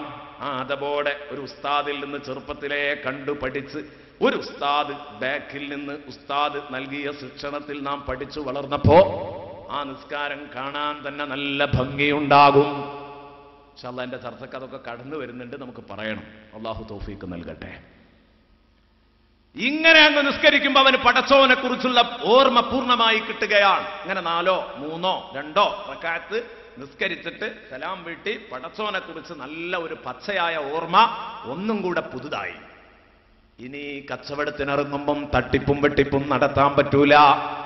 പടച്ചോനെ ഇപ്പൊ ഇങ്ങ് ഓർത്ത് വന്നിട്ടേ ഉള്ളൂ. അതിനൊക്കെ എന്ത് ചെയ്യണം? മനസ്സിൽ തട്ടി വജ്ജഹ്തു ഓതണം, അപ്പോഴേ നടക്കൂ. അല്ലെങ്കിൽ മഗ്രിബ് നിസ്കാരത്തിൽ ഇന്ന സ്വലാത്തി വ നുസുകി വ മഹ്യായ വ മമാതി ലില്ലാഹി റബ്ബിൽ ആലമീൻ, അല്ലേ? എന്റെ നിസ്കാരം, എന്റെ നോമ്പ്, എന്റെ സർവ്വ ആരാധനകളും, വ മഹ്യായ വ മമാതി, എന്തിനധികം എന്റെ അനക്കവും എന്റെ അടക്കവും, എന്റെ ജീവിതവും എന്റെ മരണവും എന്ന് പറഞ്ഞാൽ എന്റെ അനക്കവും അടക്കവും റബ്ബേ നിന്റെ പൊരുത്തത്തിലാട്ടോ. ഇത് മനസ്സറിഞ്ഞല്ല പറയുന്നത്. മനസ്സറിഞ്ഞാ പറയുന്നതെങ്കിൽ നമുക്കിത് പറയാൻ തന്നെ കുറച്ച് വിഷമമുണ്ടാവും. എന്താ ഈ പറയണത്? ഇന്ന ഓ മഹിയായ ഒമമാത്തി ലില്ലാഹി റബ്ബിൽ ആലമീൻ. ഈ ഓവാൽത്തുമൽ ഇരിക്കുന്നതും അതും അതിൽ പെട്ടു. ഓ മഹിയായ ഒമമാത്തി പറഞ്ഞില്ലേ, എന്റെ അനക്കവും അടക്കവും നിനക്കാണ് കേട്ടോ പഠിച്ചോനെ. എന്നിട്ട് വന്നിട്ട് ഓവാൽത്തുമ്മ പോയിരിക്കുകയാണ് ഇശാമഗ്രിബിന്റെ ഇടയിൽ. എല്ലാ തോന്നിയാസങ്ങളിലും ഇവൻ ഉഴറി നടക്കുകയാണ്. അരുത് അരുത് അരുത് സഹോദര. അപ്പൊ പടച്ചോനെ കുറിച്ചുള്ള ചിന്ത നമുക്ക് കിട്ടാത്തത് കൊണ്ടാണ് ഇതൊക്കെ ഇങ്ങനെ ഒരു അധരവ്യായാമായി പോവുകയാണ് നിസ്കാരത്തിലെ ദിക്റുകളൊക്കെ. അല്ലാതെ നമ്മുടെ ഉള്ളിൽ തട്ടിയിട്ട് അത് പറയുന്നില്ല. അത് പറയുമ്പോഴേ നമുക്ക് നിസ്കാരം ലക്ഷ്യ സാക്ഷാത്കാരം നേടി എന്ന് പറയാൻ പറ്റുള്ളൂ. അങ്ങനെ അങ്ങ് നിസ്കരിച്ചാൽ ആ മനുഷ്യന് പിന്നെ കച്ചവടത്തിൽ തട്ടിപ്പ് നടത്താൻ പറ്റൂല, ജോലി ചെയ്യുന്നിടത്ത് ആ ഉടമയെ കബളിപ്പിക്കാൻ പറ്റൂല. അതൊക്കെ കൃത്യമായിട്ട് എന്നെയാൾ ജോലിക്ക് വിളിച്ചതാണ്, വൈകുന്നേരം ഇയാൾ എനിക്ക് കൂലി തരും, കൃത്യമായി ചെയ്തോളണോ, അല്ലെങ്കിൽ നാളെ പടച്ചോൻ എന്നോട് ചോദിക്കും. ഈ പണിക്കാരന് ബോധമുണ്ടാകും, ഈ കച്ചവടക്കാരന് ബോധമുണ്ടാകും, എല്ലാവർക്കും ബോധമുണ്ടാകും. ഓരോ രംഗത്തും ഈ ബോധം ഉണ്ടാകും മനുഷ്യൻ. അവന്റെ ഓരോ ജീവിതവും കൃത്യമായി ചിട്ടപ്പെട്ട് കിട്ടും. എന്നാലോ ആ ദുഹർ നിസ്കാരം കഴിഞ്ഞ് വീണ്ടും ദുനിയാവാണിത്.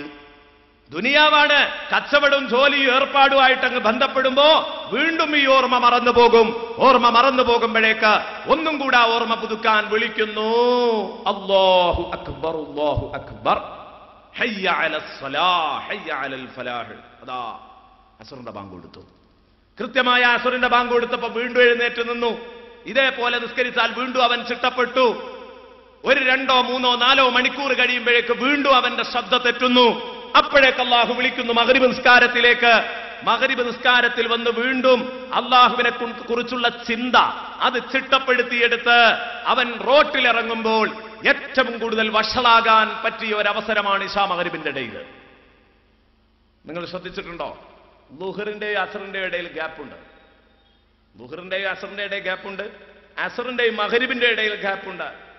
എന്നാൽ അത്ര തന്നെ ഗ്യാപ്പില്ല മഗ്രിബിന്റെയും ഇശായിന്റെ ഇടയിൽ. ഒറ്റ മണിക്കൂറേ കിട്ടുന്നുള്ളൂ. എന്തേത്?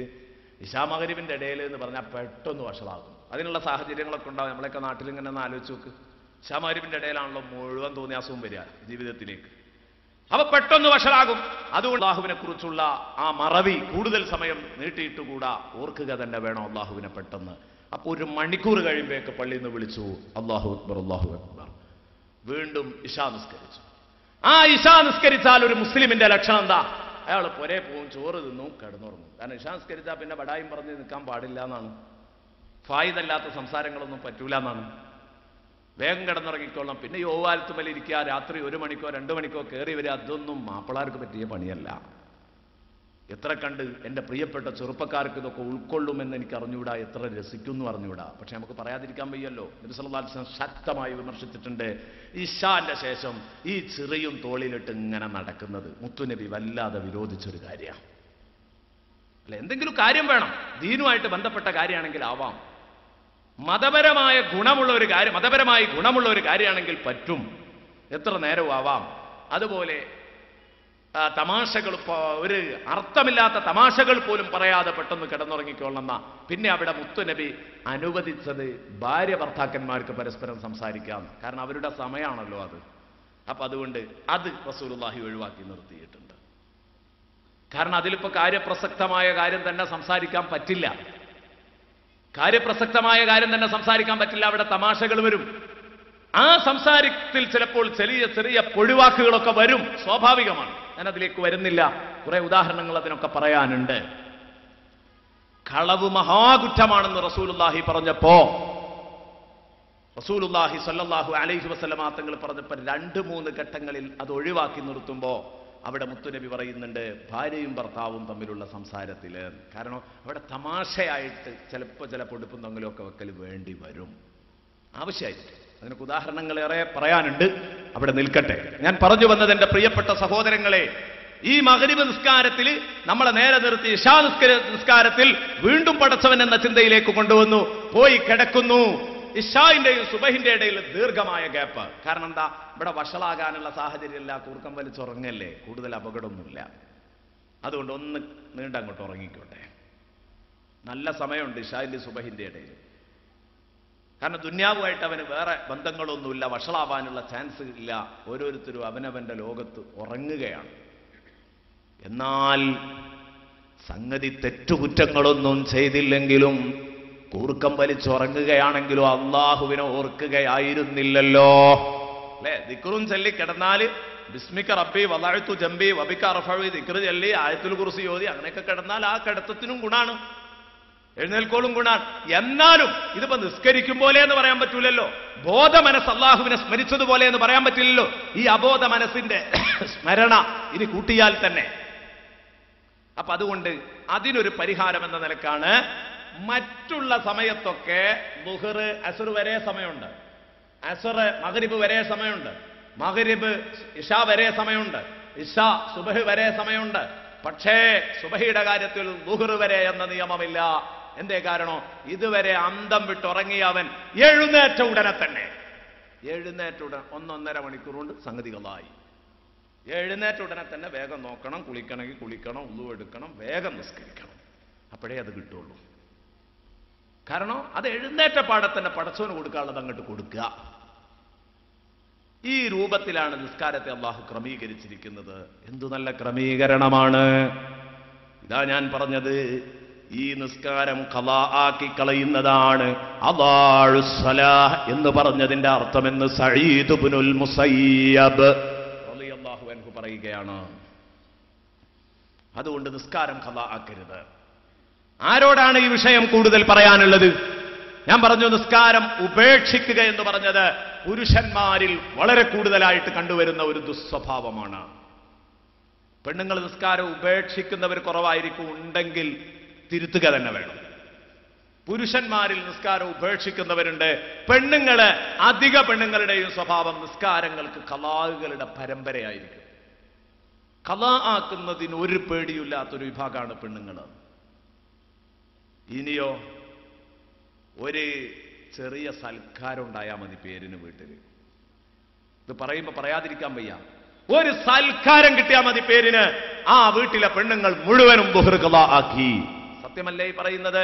ഒരു പക്ഷേ അസ്റും ഖളാ ആക്കി, മഗ്രിബിന് നിസ്കാരക്കുപ്പായം മാറ്റിയിട്ട് 3 നിസ്കാരം ഒരുമിച്ച് നിസ്കരിക്കുന്ന ശൈലി അരുത് പ്രിയപ്പെട്ട സഹോദരങ്ങളെ, എന്റെ പ്രിയപ്പെട്ട സഹോദരിമാരെ, സഹോദരന്മാർ, നമ്മുടെ വീട്ടിലുള്ള സഹോദരിമാരെ ശ്രദ്ധിക്കണം. ഒരിക്കലും ഇതുണ്ടാവാൻ പാടില്ല. സയ്യിദുനാ റസൂലുള്ളാഹി സ്വല്ലല്ലാഹു അലൈഹി വസല്ലം ഗൗരവത്തോട് കൂടെ തന്നെ ഈ കാര്യം എന്നെയും നിങ്ങളെയും പഠിപ്പിച്ചിട്ടുണ്ട്. മൻ ജമഅ ബൈന സ്വലാത്തൈൻ മിൻ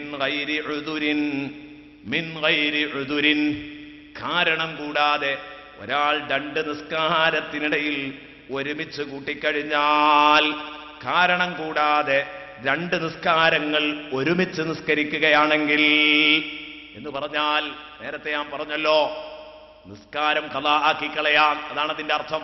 മൻ ജമഅ ബൈന സ്വലാത്തൈനി മിൻ ഗൈരി ഉദുർ, ളുഹ്റും അസ്റും ഒരുമിച്ച് നിസ്കരിക്കുക, അസ്റും മഗ്രിബും ഒരുമിച്ച് നിസ്കരിക്കുക, മഗ്രിബും ഇശാവും ഒരുമിച്ച് നിസ്കരിക്കുക. അങ്ങനെ 2 നിസ്കാരം മിൻ ഗൈരി ഉദുർ, അകാരണമായി ഒരുമിച്ച് കൂട്ടിയാൽ മുത്തുനബി സ്വല്ലല്ലാഹു അലൈഹി വസല്ലമ തങ്ങൾ പറയുകയാണ്, ദാ ഗൗരവമാണ് കേട്ടോ വിഷയം. ഫഖദ് അതാ ബാബൻ നദീമൻ മിൻ അബ്വാബിൽ കബായിർ, അവൻ വന്തോഷങ്ങളുടെ കൂട്ടത്തില് ഒരു മഹാപാപത്തിന്റെ വാതിലിലാണ് അവൻ ചെന്നു നിൽക്കുന്നത്. ഗേറ്റിനടുത്തവൻ സമീപിച്ചിരിക്കുന്നു എന്ന് സ്വദഖ റസൂലുള്ളാഹി. കാരണം കൂടാതെ നിസ്കാരം ഖളാക്കാൻ പാടില്ല. അപ്പൊ കാരണത്തോട് കൂടെ 2 നിസ്കാരം ഒരുമിച്ച് നിസ്കരിക്കാൻ അത് ഒരേ സൽക്കാരം ഉണ്ടാവലല്ല, പണിക്ക് പോകലല്ല, ആ കാരണം കല്യാണം ഉണ്ടാവലല്ല. കല്യാണമൊക്കെ ഉണ്ടായാൽ അപ്പൊരേലെ പെണ്ണിന് മാത്രമല്ല, ആ അയൽപക്കത്തുള്ള ഒരു 4 വീട്ടിലെ പെണ്ണുങ്ങൾക്കും നിസ്കാരം ഉണ്ടാവില്ല. ഒരാഴ്ചത്തേക്ക് ആ പരിപാടി തന്നെ ഉണ്ടാവില്ല. സാധാരണ നമ്മൾ കണ്ടുവരുന്നതാണ്. കാരണം നമ്മുടെയൊക്കെ നാട്ടിലെ സ്ഥിതി വെച്ച് നോക്കുമ്പോൾ ഇവിടെ അങ്ങനെ ആവുമല്ലോ. തൊട്ടടുത്ത് തന്നെയാണല്ലോ, ജില്ലയുടെ പേരിലേ മാറ്റമുള്ളൂ, തൊട്ടടുത്ത് തന്നെ സംഭവം ഉള്ളത്. ഏതായാലും ഇവിടെയും അതേ സ്വഭാവം ഉണ്ടാവാൻ സാധ്യത ഉണ്ട്. അതുകൊണ്ടാണ് പറഞ്ഞത്, അത്തരം പെണ്ണുങ്ങൾ എൻ്റെ പ്രഭാഷണം കേൾക്കുന്നുണ്ടെങ്കിൽ മാറിയേ പറ്റൂ. അകാരണമായി നിസ്കാരം 2 ഒരുമിച്ച് കൂട്ടാൻ പാടില്ല. അപ്പോ കാരണത്തോടുകൂടെ ഒരുമിച്ച് കൂട്ടുന്നത് എങ്ങനെയാ? 1, ഒരാൾ ളുഹറിന്റെ മുമ്പ് ഉറങ്ങി, ളുഹറിന്റെ ബാങ്ക് കൊടുക്കുന്നതിന് മുമ്പ് ഉറങ്ങി, അസ്ർ ബാങ്ക് കൊടുത്തപ്പോഴാണ് അയാൾ ഉണർന്നത്. ഇയാളെ കുറ്റപ്പെടുത്തിയിട്ട് കാര്യമുണ്ടോ? ഇയാൾക്ക് നിസ്കാരം ഖളാ ആയത് കാരണത്തോടുകൂടെയാണ്. അത് ഇസ്ലാം മാപ്പ് ചെയ്യുന്ന ഒരു കേസാണ്. സുബഹി ഖളാ ആയതിന്റെ ശേഷം ഉണർന്നത് എന്ന് പറഞ്ഞാൽ സുബഹി ഖളാ ആയിട്ട് ഉണരാൻ ശ്രമിക്കണ്ട. ഈ പറഞ്ഞതിന്റെ അർത്ഥം നേരത്തെ തന്നെ എഴുന്നേൽക്കണം, എഴുന്നേൽക്കാനുള്ള സാഹചര്യം ഉണ്ടാക്കണം. ഒരു ദിവസമെങ്കിലും സുബഹി നഷ്ടപ്പെട്ടു പോയാൽ അത് ജീവിതത്തിലെ വലിയ പരാജയമാണ്. മൻ സല്ല സുബ്ഹ ഫഹുവ ഫീ ദിമ്മത്തില്ലാഹ്, സദഖ റസൂലുള്ളാഹി. സുബഹി നിസ്കരിച്ചാൽ അവനെ അല്ലാഹു ഏറ്റെടുത്തു. എന്ന് പറഞ്ഞാൽ അതിനൊരു മറുധ്വനി ഉണ്ട് ആ വാക്കിന്. നിസ്കരിക്കാത്തവനെ എനിക്ക് ഏറ്റെടുക്കാൻ സൗകര്യമല്ല. നിസ്കരിക്കാത്തവനെ ഞാൻ ഏറ്റെടുക്കൂല, വേറെ റബ്ബിനെ തെരഞ്ഞോട്ടെ, എനിക്ക് അവനെ ഏറ്റെടുക്കാൻ പറ്റൂല. അപ്പൊ സുബഹി നിസ്കരിച്ചിട്ടാണോ നമ്മൾ നമ്മുടെ വിഷയങ്ങൾക്ക് പുറപ്പെട്ടത്, അതിനൊരു വല്ലാത്ത ബറക്കത്തുണ്ടാകും. സ്ഥിരമായി നിസ്കരിച്ച് ശീലമുള്ള ഒരു കഥ അറിയും. നിസ്കരിക്കാത്തവർക്ക് എനിക്കങ്ങനെ ഒരു ബറക്കത്തൊന്നും കാണുന്നില്ലല്ലോ എന്ന് പറഞ്ഞിട്ട് കാര്യമില്ല. നിസ്കരിച്ചിട്ട് ആ നിസ്കാരം സ്ഥിരമായി നിർവഹിക്കുന്ന ഒരാൾ ഒരു ദിവസമെങ്കിലും നഷ്ടപ്പെടുമ്പോൾ അന്ന് അയാൾക്ക് വരുന്ന ബറക്കത്ത് കേട് അത് ശരിക്കും അയാൾ അനുഭവിക്കും. കൃത്യമായിട്ട് സുബഹി നിസ്കരിച്ചിട്ട് ഒരു പരിപാടിക്ക് ഉറപ്പെടാവും. സുബഹി നിസ്കരിക്കണം. അപ്പൊ ഞാൻ പറഞ്ഞു വന്നത്, സമയത്തിന്റെ മുമ്പ്, സമയം കടക്കുന്നതിന് മുമ്പ് ഇറങ്ങി സമയം നഷ്ടപ്പെട്ടതിന്റെ ശേഷമാണ് ഇയാൾ ഉണർന്നത്. ഇതിവിടെ ഉദുറുണ്ട്, അയാൾക്ക് പ്രതിബന്ധമുണ്ട്. ഇനി മറ്റൊരു രൂപമുണ്ട്. അതേതാ? മൻ ജമഅ ബൈന സ്വലാത്തൈനി മിൻ ഗൈരി ഉദുർ എന്ന് പറയുമ്പോ ഉദുറോട് കൂടെ രണ്ട് നിസ്കാരം ഒരുമിച്ച് നിസ്കരിക്കാൻ ചാൻസ് ഉണ്ട്. ഏതാണത്? ഉദുറോട് കൂടെ രണ്ട് നിസ്കാരം ഒരുമിച്ച് കൂട്ടി നിസ്കരിക്കല് ദീർഘദൂര യാത്രയില് ദുഹറും അസ്റും ജമ്മാക്കി നിസ്കരിക്കും. ജമ്മും കസ്റും കേട്ടിട്ടില്ലേ? രണ്ടും ഒരുമിച്ച് നിസ്കരിക്കുക. അസ്റിനെ ദുഹറിന്റെ സമയത്തേക്ക് ഇങ്ങോട്ട് വലിക്കുക, ദുഹറിനെ അസ്റിന്റെ സമയത്തേക്ക് അങ്ങോട്ട് പിന്തിപ്പിക്കുകയും ചെയ്യാം. അപ്പൊ രണ്ട് നിസ്കാരങ്ങൾ ഒരുമിച്ച് നടത്തുന്നു, അത് അനുവദിക്കപ്പെട്ടതാണ്. ഇതുകൊണ്ടാണ് നബി സല്ലല്ലാഹു അലൈഹി വസല്ലം പറഞ്ഞത്, കാരണമില്ലാതെ രണ്ട് നിസ്കാരങ്ങൾ ഒരാൾ ഒരുമിച്ച് നിർവഹിച്ചാൽ അയാൾ വന്തോഷങ്ങളുടെ കവാടങ്ങളില് ഒരു മഹാകവാടത്തെ അയാൾ സമീപിച്ചിരിക്കുന്നു. സദഖ റസൂലുള്ളാഹി സ്വല്ലല്ലാഹു അലൈഹി വസല്ലം. ഞാൻ ചോദിക്കട്ടെ, ഈ സൽക്കാരമുള്ള വീട്ടിൽ എന്തിനാ പെണ്ണുങ്ങൾ നിസ്കാരം ഖളാക്കുന്നത്? എന്ത് പറഞ്ഞിട്ടാ നിങ്ങൾ നിസ്കാരം ഖളാക്കുന്നത്? സൗകര്യമില്ലാന്ന്. ഓരോ വീട്ടിലും ഇന്ന് നിസ്കാര റൂമുകൾ ഉണ്ട്, അല്ലേ? ഇല്ലെങ്കിലും ഉണ്ടാവണം. നിസ്കാര റൂമുകൾ ഓരോ വീടിനും വേണോ? നിസ്കാര റൂം എന്ന് പറഞ്ഞത് അലങ്കാരമല്ല, അതൊരു അവശ്യ ഘടകമാണ്. അതൊരു അലങ്കാരമാണെന്നോ അതൊരു ഓവറാണോ എന്ന് ആർക്കും തോന്നണ്ട. നിസ്കാര റൂം എന്ന് പറഞ്ഞ ഒരു വീട്ടിന് വേണ്ടതാ. അള്ളാഹുവിന്റെ റസൂലിന്റെ കാലത്ത് വളരെ ചെറിയ സൗകര്യമുള്ള ആ കാലഘട്ടത്തിൽ പോലും അതുള്ളതല്ലേ. എന്നിട്ട് സഹാബത്ത് റസൂലുള്ളാഹിനെ കൊണ്ടുപോയിട്ട് ആ റൂമിൽ നിന്ന് നിസ്കരിപ്പിക്കൂ, ഉദ്ഘാടനം ചെയ്യിപ്പിക്കൂ എന്നൊക്കെ പറയുന്നത് എന്തിനാണ് അതെന്നറിയോ നിങ്ങള്? ഞാൻ പറയുന്നു, ഇന്ന് അധിക ആളുകളുടെ നിസ്കാര റൂമില്ലാത്ത വീടുകളിൽ ധൈര്യമായി നിസ്കരിക്കാൻ പറ്റുന്ന സ്ഥലം കുറവായിരിക്കും. കാരണം കുട്ടികൾ മൂത്രമൊഴിക്കും. ആ മൂത്രം ശുദ്ധിയാക്കാൻ നമ്മുടെ പെണ്ണുങ്ങൾക്ക് അറിയില്ലല്ലോ. കാരണം കുട്ടി മൂത്രമൊഴിച്ചിട്ട് കുറഞ്ഞ സ്ഥലത്തെ മൂത്രമായിട്ടുണ്ടാവുള്ളൂ. അവർ ഏകദേശം അത് ഹാളിലാണ് മൂത്രമൊഴിച്ചതെങ്കിൽ ഡൈനിങ് ഹാളിൽ മുഴുവനാക്കും നജസ്. അങ്ങനെയാ ചെയ്യാറുള്ളത്. കാരണം അങ്ങോട്ട് പരത്തി തുടക്കലല്ലേ, ഇതുകൊണ്ട് സംഗതി വൃത്തിയാകുന്നില്ലല്ലോ. അപ്പൊ അതുകൊണ്ട് ഞാൻ പറഞ്ഞു വന്നത്, ഇന്ന് വളരെ കൃത്യമായിട്ട് നമുക്ക് നജസ് തൊട്ടിട്ടില്ല എന്ന് ഉറപ്പുള്ള ഒരു സ്ഥലമായിട്ട് ഒരു സ്ഥലം നിസ്കരിക്കാൻ വേണം. അതാണ് നിസ്കാര റൂം. നമ്മൾ അങ്ങനെ ചിന്തിക്കാറില്ല. എവിടെയെങ്കിലും കോണിക്കൂട്ടിൽ എവിടെയെങ്കിലും ഒരു ഒഴിവ് എവിടെയെങ്കിലും ഒന്ന് കിട്ടുകയാണെങ്കിൽ നമ്മളെ ചിന്തയ്ക്ക് വരല്ല, എന്താ അത് ബാത്റൂമാക്കി കളയാം, അല്ലേ? നമ്മളെ ചിന്തയിലേക്ക് അങ്ങനെ വരില്ല. അവിടെ ഒരു ടോയ്ലറ്റ് വിളിക്കാം. കാരണം നമ്മുടെ വിഷയം എന്താണ്? ടോയ്ലറ്റ് നമുക്കില്ലാതെ പറ്റൂല. നിസ്കാര റൂം വേണ്ടത് നിസ്കരിക്കുന്നവർക്കല്ലേ. ടോയ്ലറ്റ് അത് നമുക്ക് വേണം. കാരണം തിന്നുക, അല്ലേ? കയറ്റുമതി ഉണ്ടാകുമ്പോൾ ഇറക്കുമതിയും വേണം. അപ്പൊ അതിനൊരു സ്ഥലം, അത്രയേ ഉള്ളൂ. അപ്പൊ ഞാൻ പറയാണ്, ഈ റൂം ഒന്നിന് ഞാൻ പറയുന്നത് സൗകര്യത്തിന് കക്കൂസുകൾ ഒരുക്കുന്നതിനോ അതൊന്നും അല്ല പറയുന്നത്. അതിലേറെ വളരെ പ്രാധാന്യം കാണേണ്ടത് വീട്ടിൽ ഒരു നിസ്കാര റൂം, വളരെ വൃത്തിയുള്ള ഒരു നിസ്കാര റൂം വേണം. ഇന്ന് അധിക വീടുകളിലുണ്ട്. അവിടെ 1, 2, 3 ജോഡി വസ്ത്രങ്ങൾ ഉണ്ടാകും, നിസ്കാരക്കുപ്പായങ്ങൾ ഉണ്ടാകും. ഈ വീട്ടിലെ പെണ്ണുങ്ങൾക്ക് 1, 2, 3 പേർക്ക് അതിൽ പോയി നിസ്കരിച്ചൂടെ? വിഷയം തീരും. കല്യാണപ്പൊരയെന്ന് പോലും ആലോചിക്കുന്നവർക്ക് നിസ്കരിക്കാൻ ഇന്ന് സൗകര്യമുണ്ട്. അത് ചിന്തിക്കാത്തവർക്കേ നിസ്കരിക്കാൻ സൗകര്യമില്ലാത്തതുള്ളൂ. അവർക്കേ ഭാരമായി തോന്നുന്നുള്ളൂ. ഇന്നഹാ ലകബീറത്തുൻ ഇല്ലാ അലൽ ഖാശിഈൻ. ഖുർആൻ പറഞ്ഞു, നിസ്കാരം ഒരു ഭാരമാണ്. ഭാരമല്ല എന്നല്ല ഖുർആൻ പറഞ്ഞത്, നിസ്കാരം ഭാരമാണ്. ഇല്ലാ അലൽ ഖാശിഈൻ, പടച്ചോനെ പേടിയുള്ള മനുഷ്യർക്കൊഴികെ. അള്ളാനെ പേടിയുണ്ടെങ്കിൽ മാത്രമേ നിസ്കാരം എളുപ്പാകുള്ളൂ, അല്ലെങ്കിൽ നിസ്കാരം ഒരു ഭാരമാണ്. ശരിയെന്നല്ലേ? എന്തൊക്കെ സാഹസികതക്ക് മുതിരുന്നവരാണ്. ഈ ഒരു 5 നേരം നിസ്കരിക്കാൻ പേർക്ക് ഇത്ര പ്രയാസമാണല്ലോ. നിങ്ങൾ ആലോചിച്ച് നോക്ക്. എന്തു സാഹസികത ഇയാളെ ഏറ്റെടുത്തോളും. പക്ഷെ 5 നേരം നിസ്കരിക്കാൻ ഒരു പ്രയാസമില്ല. പക്ഷെ അതിങ്ങോട്ട് ഓർക്കാൻ വയ്യ, അതൊരു വല്ലാത്ത ഭാരമാണ്. എന്താ കാരണോ? പടച്ചോനെ പേടിയില്ല, ഞാൻ നിസ്കാരം ഭാരായിരിക്കും. പിശാച് അത് ഭാരാക്കി തരും. അപ്പൊ നമുക്കത് ഭയങ്കര ഘനായിരിക്കും. ആ നിസ്കാരം അങ്ങോട്ട് നിർവഹിക്കാൻ നമുക്ക് കഴിയൂല. പിശാചിനോട് സമരത്തിലേർപ്പെടണം. പ്രിയപ്പെട്ട മുഅ്മിനീങ്ങളെ, മുഅ്മിനാത്തുകളെ, സഹോദരാ സഹോദരി, ഇന്ന് മുതൽ നിസ്കാരം ഉപേക്ഷിക്കുന്ന ഒരവസ്ഥ ഒരിക്കലും ജീവിതത്തിൽ ഉണ്ടാവരുത്, ഖളാ ആക്കരുത്. പ്രിയപ്പെട്ട ഉമ്മമാരെ, വളരെ കടുപ്പമുള്ള സംഗതിയാണ്. അല്ലാഹു റബ്ബുൽ ഇസ്സത്ത് എന്നെയും നിങ്ങളെയും ഓർമ്മപ്പെടുത്തുന്ന സൂറത്തുൽ മുനാഫിഖൂനയിൽ യാ അയ്യുഹല്ലദീന ആമനൂ ലാ തുൽഹികും അംവാലുകും വലാ ഔലാദുകും അൻ ദിക്രില്ലാഹ് വമൻ യഫ്അൽ ദാലിക ഫഉലൈക ഹുമുൽ ഖാസിറൂൻ. നിങ്ങളുടെ സന്താനങ്ങളോ നിങ്ങളുടെ സമ്പത്തുക്കളോ നിങ്ങളെ ഒരു കാരണവശാലും അള്ളാഹുവിനെ ഓർക്കുന്നതിൽ നിന്ന് നിങ്ങളെ അശ്രദ്ധരാക്കാതിരിക്കട്ടെ എന്ന് പറഞ്ഞാൽ നിസ്കരിക്കുന്നതിനെ തൊട്ട് നിങ്ങളെ ജോലിയാക്കി കളയാതിരിക്കട്ടെ, ബിസിയാക്കാതിരിക്കട്ടെ. നിസ്കരിക്കാൻ സമയമല്ല, കാരണം കുട്ടികളുടെയും കെട്ടിയോളയും കുട്ടികളുടെയും പുരോഗതിക്ക് വേണ്ടി, അവരുടെ ക്ഷേമത്തിന് വേണ്ടി ഓടി നടക്കുന്നതിനിടയിൽ അത് ഓർമ്മയില്ലാതെ പോകരുത്. ലാ തുൽഹിക്കും അംവാലുക്കും വലാ ഔലാദുക്കും അൻ ദിക്രില്ലാഹ്. പറമ്പിൽ പോയി നിസ്കാരം നഷ്ടപ്പെടുത്തരുത്, തോട്ടത്തിൽ പോയി നിസ്കാരം നഷ്ടപ്പെടുത്തരുത്, കച്ചവടത്തിന് പോയിട്ട് നിസ്കാരം നഷ്ടപ്പെടുത്തരുത്. മക്കളെയും സമ്പത്തിന്റെയും പുരോഗതി ആലോചിച്ചിട്ട് നിസ്കാരം നഷ്ടപ്പെടുത്തുന്ന അവസ്ഥയുണ്ടാകരുത്. വമൻ യഫ്അൽ ദാലിക ഫഉലൈക ഹുമുൽ ഖാസിറൂൻ. ആരാണോ അങ്ങനെ പ്രവർത്തിക്കുന്നത് അവർ നഷ്ടം പേറിയ ടീമാണ്. സൂറത്തുൽ മുനാഫിഖൂനയുടെ 9-ാം വചനത്തിൽ അല്ലാഹു പഠിപ്പിക്കുന്നു. ഈ ആയത്തിനെ വിശദീകരിച്ചുകൊണ്ട് മുഫസ്സിറുകൾ ഓർമ്മപ്പെടുത്തി, ദിക്റുല്ലാഹിയെ തൊട്ട് നിങ്ങളെ സമ്പത്തും മക്കളും ശുഗലാക്കി കളയരുത് എന്ന് ഖുർആൻ പറയുമ്പോൾ ഏതാണ് ഈ ദിക്റുല്ല? മഹാന്മാര് പറഞ്ഞു, ദിക്റുല്ലാഹി കൊണ്ട് ഉദ്ദേശിക്കുന്നത് അസ്വലവാത്തുൽ ഖംസ്, 5 നേരത്തെ നിസ്കാരമാണ്. ഈ ചുറ്റുപാടിൽ നിങ്ങൾക്ക് നിസ്കാരം മുടങ്ങിപ്പോകരുത്. അപ്പൊ സ്വത്ത് കാരണമായിട്ട് അത് വിൽക്കുക, അത് വാങ്ങുക, അതുപോലെ ഉപജീവന മാർഗം ഒപ്പിക്കുക, പറമ്പിൽ പോകുക, തോട്ടത്തിൽ പോകുക, കുട്ടികളുടെ കാര്യം ശ്രദ്ധിക്കുക, ഇതിലൊന്നും നിസ്കാരം നഷ്ടപ്പെടാൻ പാടില്ല.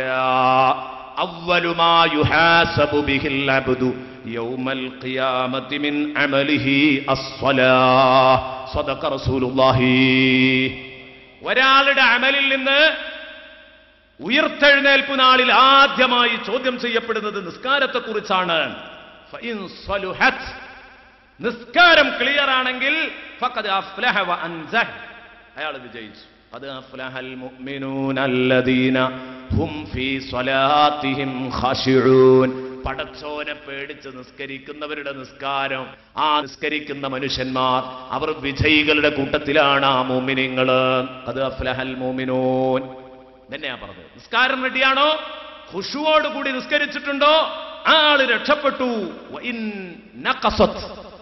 നിസ്കാരം അതിനെന്തെങ്കിലും കുറവുകളുണ്ടെങ്കിൽ, അതിനെന്തെങ്കിലും പോരായ്മകളുണ്ടെങ്കിൽ ഫഖദ് ഖാബ വ ഖസിർ, അവൻ തോറ്റതും പരാജയപ്പെട്ടതും തന്നെ. തോറ്റതും പരാജയപ്പെട്ടതും തന്നെ. നിസ്കാരം കൃത്യമായ ഒരാൾ സൂക്ഷിച്ചു പോന്നാൽ ആ നിസ്കാരം നാളെ അയാൾക്ക് വെളിച്ചമായി വരും. കാനത്ത് ലഹു നൂറാ മൻ ഹാഫള അലൈഹാ.